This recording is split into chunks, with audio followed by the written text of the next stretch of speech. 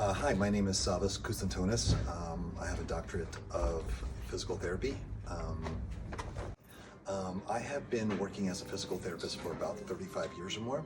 I'm from the Baltimore, Maryland area where I had a couple practices, and I came down to Atlanta and joined Karen Davis Warren to open up OneOnOne, and I've been here ever since. Patients tend to tease me about me asking the same question over and over again, and I forget. Things like somebody who has a cervical issue, and they'll come in and I'll say, "How are you doing?" They'll say, "Well, my neck is the same, and no, I don't have any headaches. You keep asking me that." I love to travel. Mostly everybody asks me where I'm going to next, whether it's some of the national parks or Europe. So that's my getaway, and I travel often, and I also travel when I teach, which is also nice. I didn't know I wanted to be a physical therapist. I thought I wanted to be a medical doctor until I asked a bunch of medical doctors if they had any regrets, and they did. And so I learned about physical therapy and the fact that you could treat any part of the body. You could open up your own practice, and I was intrigued, and went into school pre-physical therapy and just wrote it the whole way. And I'm really glad I did. When I came to Atlanta, I didn't know anyone, and somebody introduced me to Karen Davis Warren, and she and I had very similar backgrounds in our continuing education. She was telling me that she was about to open up a practice with the one-on-one guidelines of being with one patient per hour. I was very burnt out at the time from running my own practices, and I thought it was a great fit for us. One-on-one has very high standards. We treat one patient at a time for the entire 1 hour. We don't utilize other help, such as other technicians or aides, as there are in other PT models. So we do everything with our patients, and we have very high standards for continuing education and being at the top of our game. I tend to see a lot of chronic, persistent pain population. This population is typically very tired of being in the medical system, so they're very difficult, and so you do need a lot of time with these patients. Other standard models have you treating multiple patients at the same time, and this population can get lost in that scenario.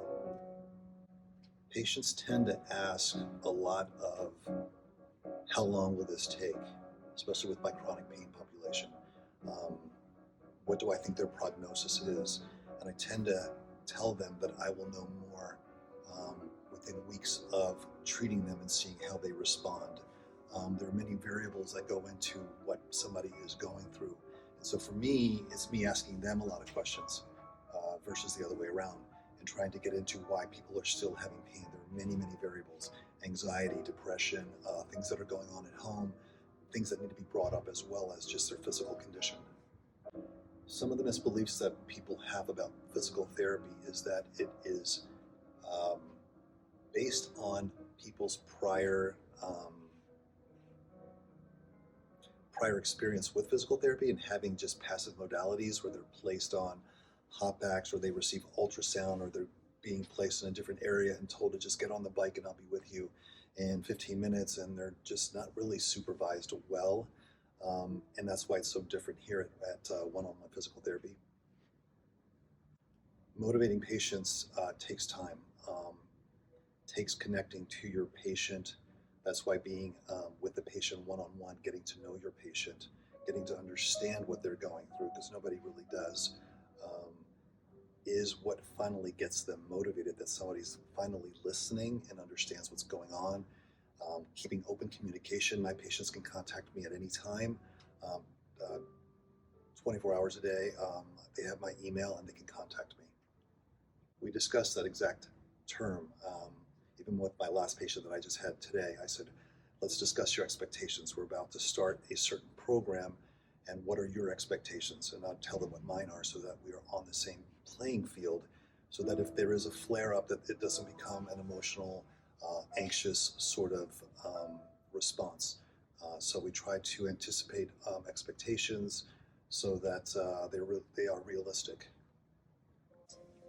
So as part of being a physical therapist is getting as involved as we do physically, emotionally, and putting the time in can be draining at times, but can be extremely rewarding, but it does take a lot of effort.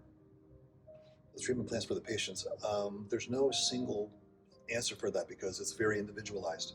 And that's what makes it so important to be at a facility like OneOnOne. It gives me the time to be able to honestly assess what's going on with each patient, to give them an individualized approach to their condition.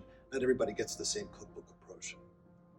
My patients in general are very, very challenging. What I can say is that you don't know what patients are going through. I've had a couple of scenarios, one particular where I was treating a doctor who had failed surgeries, had seen multiple healthcare providers without any success, and was finally sent to me. And after about a month or two, he began feeling better, and he finally confessed to me that I was his last hope, and he was saving his opioid medications and was thinking about ending his life.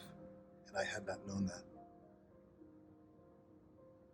The one-on-one physical therapy is a great environment to work in. We have the time to really work with our patients. And with physical therapists get burnt out very quickly because they see such a high volume of patients. And so they're constantly juggling multiple people at the same time.